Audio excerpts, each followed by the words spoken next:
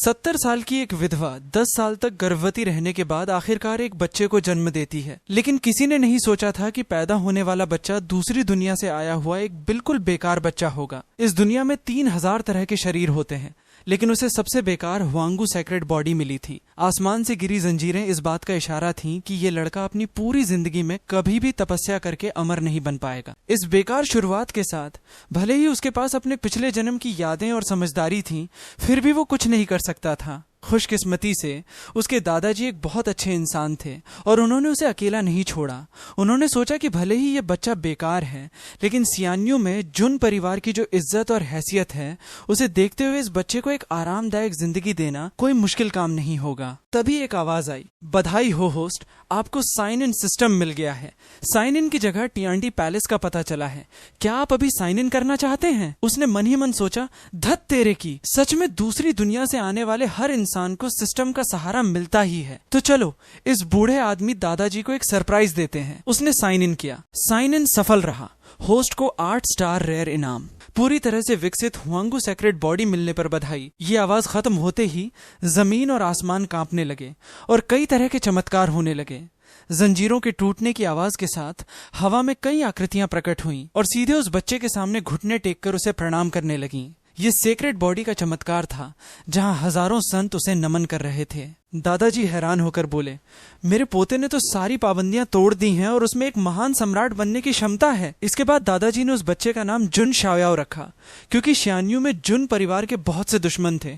इसलिए दादाजी उसकी हिफाजत के लिए जुन शाओयाओ की सेक्रेड बॉडी की ऊर्जा को सील करने ही वाले थे। लेकिन उन्हें नहीं पता था कि उनकी इस हरकत से अपनी अपनी कब्रों में तपस्या कर रहे 18 पूर्वज एंसेस्टर्स गुस्से और मजाक में जाग उठेंगे। एक पूर्वज ने गरजते हुए कहा, हमारे जुन परिवार के वंशजों को छुपकर काम करने की जरूरत कब से पड़ने लगी? सबको बता दो, अगर किसी ने भी जुन शाओयाओ को नुकसान पहुंचाने की कोशिश की तो मुझे अपनी कब्र से बाहर आकर पूरी दुनिया में तबाही मचाने में कोई हिचकिचाहट नहीं होगी। इस जबरदस्त ऐलान के बाद पूर्वज ने घोषणा की कि अब से जुन परिवार के सारे संसाधन रिसोर्सेज इसी बच्चे को दिए जाएंगे और उन्होंने सारे नियम तोड़ते हुए जुन शाओयाओ को सीक्वेंस 0 का दर्जा दे दिया। ये सुनकर दादाजी भी चौंक गए और उनसे बैठा नहीं गया। जुन परिवार में दसियों हजार लोग हैं और उनमें से सिर्फ 10 लोगों को ही पूर्वजों द्वारा सीक्वेंस का दर्जा दिया जा सकता है। सीक्वेंस मिलने का मतलब है कि वो इंसान परिवार का मुखिया बनने का हकदार है। लेकिन सिर्फ एक ही इंसान इन 10 खास लोगों से भी ऊपर हो सकता है और वो है सीक्वेंस 0, जो सिर्फ परिवार के मुखिया को ही मिलता है। तभी सिस्टम की आवाज फिर से आई, साइन इन की नई जगह आ गई है। कृपया होस्ट टाइयुए एंशिएंट स्टेल पर जाकर साइन इन करें। हालांकि क्योंकि जुन शाओयाओ अभी एक छोटा सा नवजात बच्चा था, इसलिए इस काम के लिए उसे पूरे 3 साल इंतजार करना पड़ा। आज 3 साल का हो चुका जुन शाओयाओ अपने दादाजी की बातें सुन रहा था। दादाजी बता रहे थे कि एक सच्चा ताकतवर इंसान बनने के लिए सबसे पहले फ्लैश रियल्म के 5वें स्तर और डिवाइन स्टोर रियल्म के 5वें स्तर को पार करना जरूरी होता है। दादाजी ने आगे कहा कि उसके शरीर के हिसाब से इस लेवल को पार करने में उसे 2-3 साल लग जाएंगे।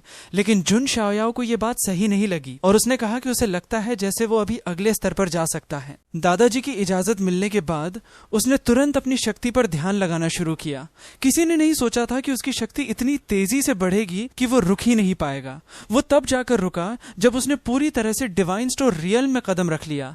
अपने पोते की इस राक्षसी ताकत को अपनी आंखों से देखकर दादाजी खुशी के मारे घुटनों पर बैठने ही वाले थे। इतनी खुशी में उन्होंने जुन शाओयाओ से कहा कि वो इनाम के तौर पर जो चाहे मांग सकता है और जुन शाओयाओ ने मांग की कि वो 3 साल पहले सिस्टम द्वारा दिए गए टास्क की जगह टाइयुए एंशिएंट स्टेल को देखना चाहता है। उसी समय टाइयुए एंशिएंट स्टेल के सामने, जहां परिवार के लोगों की शारीरिक ताकत का टेस्ट होता था, काफी चहल पहल थी। वहां एक ब्रांच फैमिली की लड़की जुन लिंगलोंग अपना टेस्ट देने की तैयारी कर रही थी। उसने जैसे ही पत्थर पर एक जोरदार वार किया, एक लहर सी उठी और 1,50,000 किलो का नंबर सबके सामने चमकने लगा। लोग उसकी इस ताकत को देखकर हैरान ही थे कि अचानक किसी के मजाक उड़ाने की आवाज आई।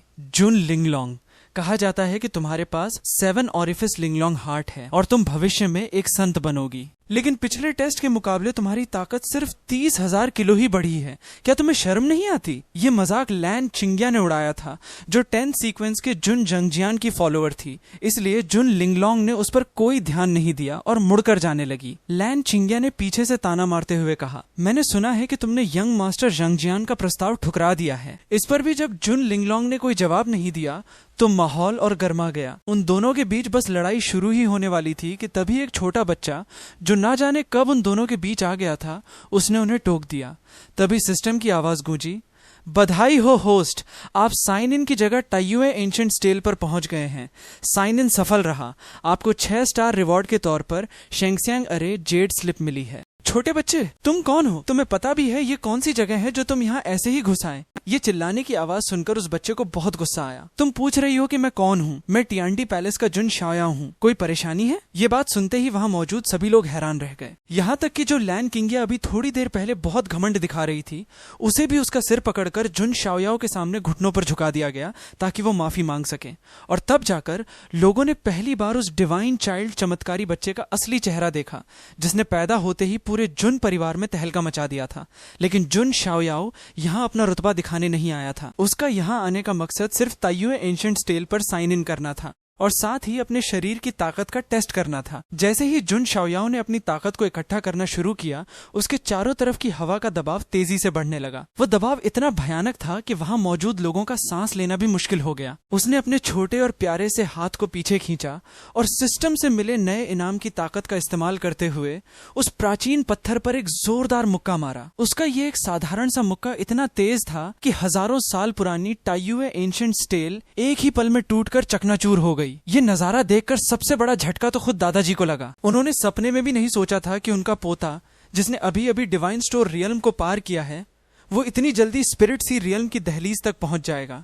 सच में कोई नहीं जानता कि इस बच्चे की ताकत की असली हद क्या है। पत्थर को तोड़ने की वजह से जुन शाओयाओ थोड़ा उदास और शर्मिंदा लग रहा था। उसे देखकर दादाजी को प्यार भी आ रहा था और थोड़ी हैरानी भी हो रही थी। उन्होंने उस कीमती ताइयुए एंशिएंट स्टेल के टूटने का दुख कब का भुला दिया था। अब वो बस जल्दी से वापस जाकर अपने पोते को स्पिरिट सी रियल में कदम रखने का तरीका समझाना चाहते थे। वो दोनों बस निकलने ही वाले थे कि अचानक उन दोनों शेरनियों में से एक लड़की ने दादा पोते का रास्ता रोक लिया। दादाजी की भयानक और डरावनी ऊर्जा का सामना करना उस लड़की के लिए बहुत मुश्किल था, लेकिन फिर भी उसने हार नहीं मानी और डटी रही। शिष्या जुन लिंगलोंग आपको अपना मालिक मानना चाहती है। कृपया मुझे अपना सेवक बनने की इजाजत दें। ये बात सुनते ही वहां मौजूद सभी लोग फिर से चौंक गए, क्योंकि कुछ ही समय पहले 10th सीक्वेंस के जुन जांगजियान ने खुद उसे अपने साथ जुड़ने का प्रस्ताव दिया था, जिसे उसने ठुकरा दिया था। और अब वो खुद इस बच्चे की सेवक बनना चाहती थी। क्या ये सीधे सीधे यंग मास्टर जांगजियान के मुंह पर तमाचा नहीं था? अपने पोते को थोड़ा उलझन में देखकर दादाजी ने उसे समझाना शुरू किया। असल में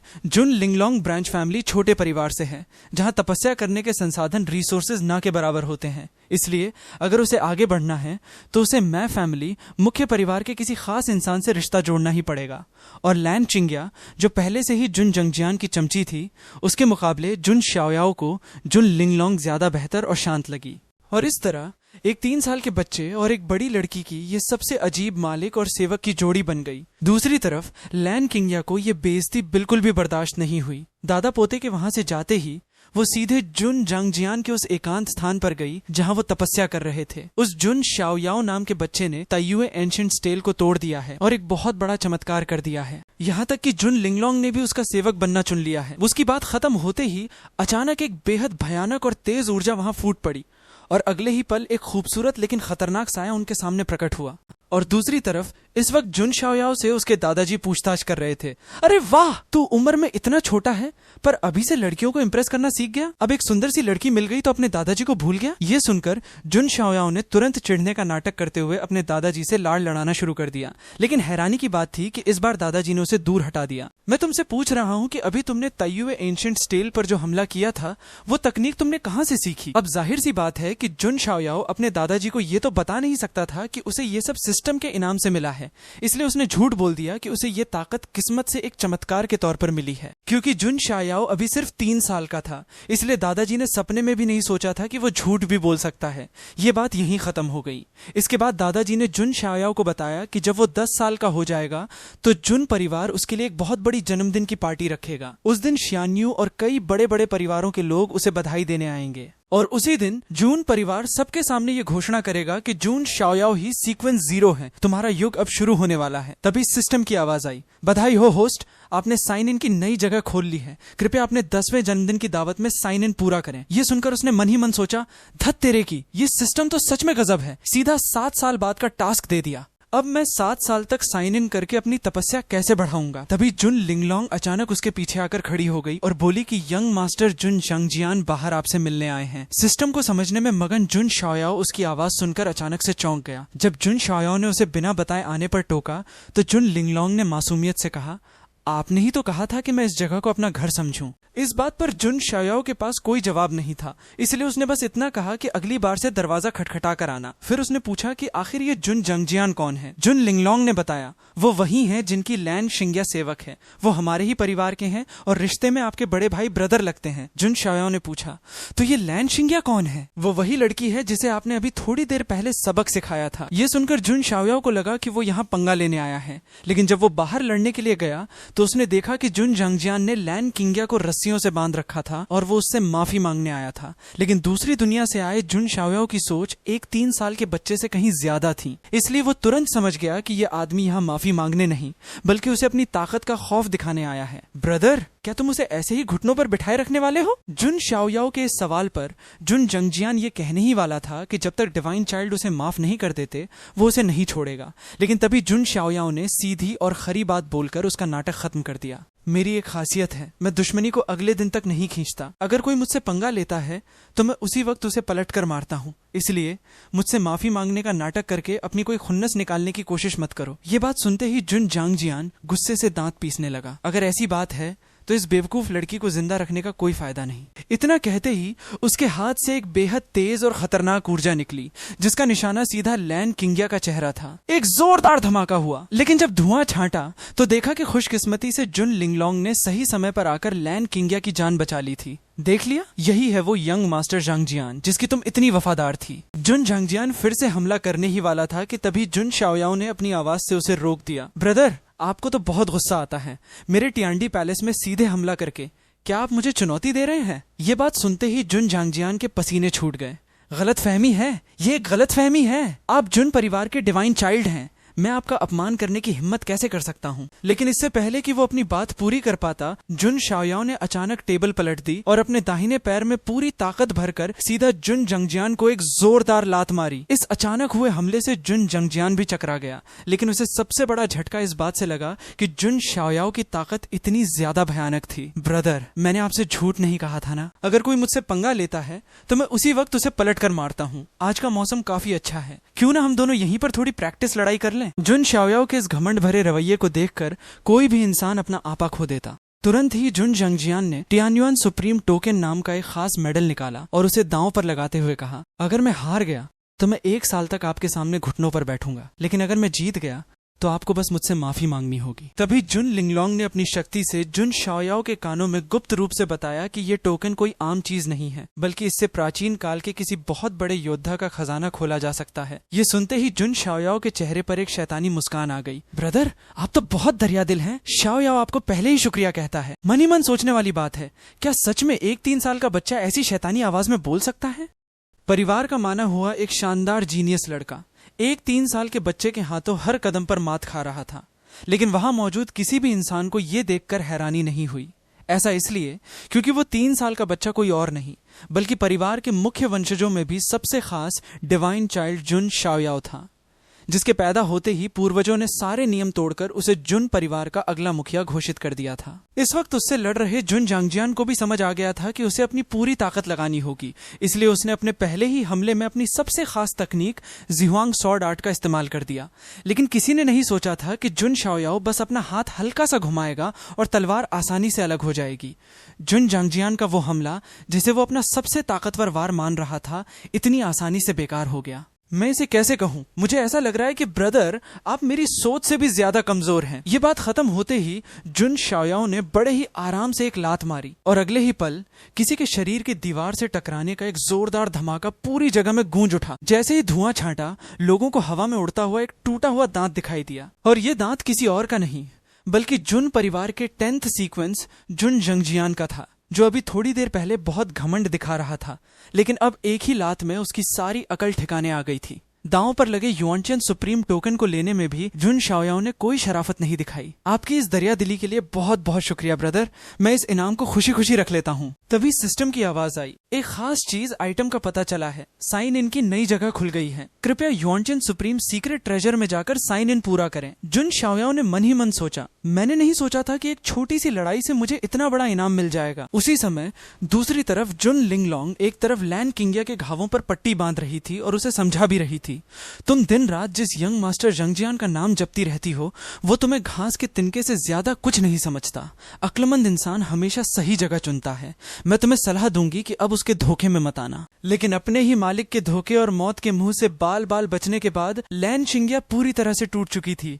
मुझे तुम्हारी हमदर्दी नहीं चाहिए, तुम तीनों जुन नाम वालों, मैं कसम खाती हूँ कि भविष्य में तुम सबको इसकी भारी कीमत चुकानी पड़ेगी। ये कहकर वो रोते हुए वहां से चली गई। जुन शाओयाओ ने जुन लिंगलोंग से मजाक में कहा, अरे मेरी बहन, तुम बातें बनाने में तो बहुत तेज हो। कोई शक नहीं कि लोग तुमसे नफरत क्यों करते हैं। जुन लिंगलोंग ने सफाई देते हुए कहा, मैंने तो बस सच बोला था। जुन शाओयाओ बोला, तो अगर भविष्य में तुम्हारी इस कड़वी जुबान की वजह से बाहर कोई तुम्हें पीट दे तो मेरे पास रोते हुए मत आना। ये सुनकर जुन लिंगलोंग खुद पर ही शक करने लगी, क्या सच में मैं इतनी बुरी हूँ? नजारा बदलता है और समय तेजी से 7 साल आगे पहुंच जाता है। ये वही साल था जब जुन परिवार जुन शाओयाओ के लिए उसके 10वें जन्मदिन की एक बहुत बड़ी दावत रखने वाला था। इस वक्त हर गली और चौराहे पर हंसी खुशी और जश्न का माहौल था। तभी एक नई आवाज गूंजी, क्या यही जुन परिवार का गॉड आइलैंड है? यहाँ तो कितनी चहल पहल है। अगर यहाँ मुझे कुछ प्यारे प्यारे दोस्त मिल जाएं तो और मजा आ जाएगा। डिवाइन सन के 10वें जन्मदिन के जश्न में हजारों सेक्ट सम्मान देने के लिए इकट्ठा हुए थे, लेकिन हमारा हीरो उसी दिन वहां से भाग निकला। वो बस एक संदेश लिखकर छोड़ गया, एंड सिक्लूजन बहुत बोरिंग है, मैं बाहर मजे करने जा रहा हूँ। पिछले 3 सालों से जुन फैमिली ने जुन शाओयाओ की ताकत बढ़ाने के लिए उसे सिक्लूजन में डाल रखा था। इस दौरान उसे रोज खाने में सिर्फ स्पिरिचुअल पिल्स और जादुई जड़ी बूटियां ही दी जाती थी। इस वक्त उसने भले ही एक मामूली सेब का सिर्फ एक टुकड़ा खाया था, लेकिन उन कड़वी पिल्स के मुकाबले उस सेब का स्वाद उसे किसी जन्नत से कम नहीं लग रहा था। जब वो उस स्वाद के मजे ले रहा था तभी उसे एहसास हुआ कि उसके बगल में कोई और भी खड़ा है। जुन शाओयाओ, वैसे तुम यहाँ क्या कर रही हो? सर्वेंट, मैं यहाँ फैमिली हेड के आदेश पर आई हूँ ताकि उस डिवाइन सन को पकड़कर वापस महल ले जा सकूं जो अपना सिक्लूजन तोड़कर भाग आया है। ये सीधा जवाब सुनकर जुन शाओयाओ अजीब सी मुस्कान के साथ थोड़ा झेंप गया। फिर उसने थोड़ा नाटक करते हुए अपना सिर घुमाया और अगले ही पल अपनी पूरी ताकत लगाकर वहां से दूर भागने लगा। मालिक और नौकर के बीच इस पकड़म पकड़ाई के दौरान अचानक किसी की मदद मांगने की आवाज सुनकर जुन शाओयाओ के कदम रुक गए। ध्यान से देखने पर पता चला कि एक खूबसूरत सी छोटी लड़की वहां हंगामा कर रही थी। लड़की, तुमने ही सबसे पहले शाओ हुई को चोट पहुंचाई थी, अब तुम किस बात का रोना रो रहे हो? इस दौरान वहां तमाशा देखने वालों की भीड़ बढ़ने लगी। तभी एक बूढ़े आदमी ने पैसे देकर मामले को शांत करने की कोशिश की, लेकिन उसे नहीं पता था कि उसकी ये बात उस छोटी लड़की को और भी ज्यादा भड़का देगी। लड़की, तुम लोग मुझे कोई ठग समझ रहे हो क्या? उसने मेरे शाओ हुई का एक पैर तोड़ा है, इसलिए मैं भी बस इसका एक पैर तोड़ूंगी।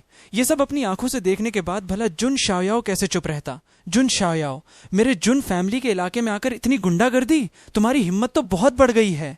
इसके बाद जुन शाओयाओ ने अचानक अपना खाया हुआ सेब का बचा हुआ हिस्सा निकाला और बिना झिझके उसे सीधा उस छोटी लड़की की तरफ फेंक दिया। लेकिन वो छोटी लड़की भी कोई कमजोर नहीं थी। लड़की गुस्से में, कौन है, किसकी हिम्मत हुई मुझ पर पीछे से हमला करने की? हालांकि लड़की ने उस हमले को रोक लिया था, लेकिन हाथ में पकड़े हुए उस गीले सेब के टुकड़े ने उसे घिन से भर दिया। लड़की, कहाँ से आया है ये बदसूरत इंसान जो मेरे मामले में दखल दे रहा है? क्या तुम जानते हो मैं कौन हूँ? लड़की के इन सवालों का जुन शाओयाओ पर कोई असर नहीं पड़ा। उल्टा वो अपने मुंह में बुदबुदाने लगा कि ये लड़की सच में कितनी बदसूरत है। उसका ऐसा रवैया देखकर लड़की का गुस्सा 7वें आसमान पर पहुंच गया। अपनी पूरी ताकत इकट्ठा करके वो एक ही छलांग में जुन शाओयाओ के पास पहुंच गई, लेकिन शर्म और गुस्से में किए गए उसके दमदार हमले को जुन शाओयाओ ने बस अपना सिर झुकाकर आसानी से चकमा दे दिया। उस हमले की ताकत से जुन शाओयाओ को समझ आ गया था कि लड़की ने अपनी पूरी ताकत इस्तेमाल नहीं की थी। वो शायद उसे चोट नहीं पहुंचाना चाहती थी, बस अपना गुस्सा निकालना चाहती थी। लड़की, भागो मत, बदसूरत इंसान, आओ मेरे साथ 300 राउंड तक लड़ो। जुन शाओयाओ मजे लेते हुए, तुम तो मुझे पकड़ भी नहीं पा रही हो, फिर मुझसे क्या खाक लड़ोगी? लेकिन सामने इन दोनों को बिल्लियों की तरह लड़ते देख ऊंचाई पर खड़ी जुन लिंगलोंग को बिल्कुल भी मजा नहीं आ रहा था, क्योंकि उसकी नजर उस लड़की के सीने पर लगे निशान निशान पर पड़ गई थी, जो साफ तौर पर किंग जाओ के जियांग फैमिली का प्रतीक था। अगर इन दोनों को इसी तरह लड़ने दिया गया और कुछ ऊंच नीच हो गई तो ये दोनों परिवारों के लिए बिल्कुल अच्छा नहीं होगा। लेकिन उसके अंदर का ड्रामा देखने का शौक उसकी समझदारी पर भारी पड़ गया। उसने सोचा कि छोड़ो, दखल नहीं देते हैं, बस देखते हैं कि आखिर इन दोनों बेमिसाल जीनियस बच्चों में से कौन ज्यादा ताकतवर है।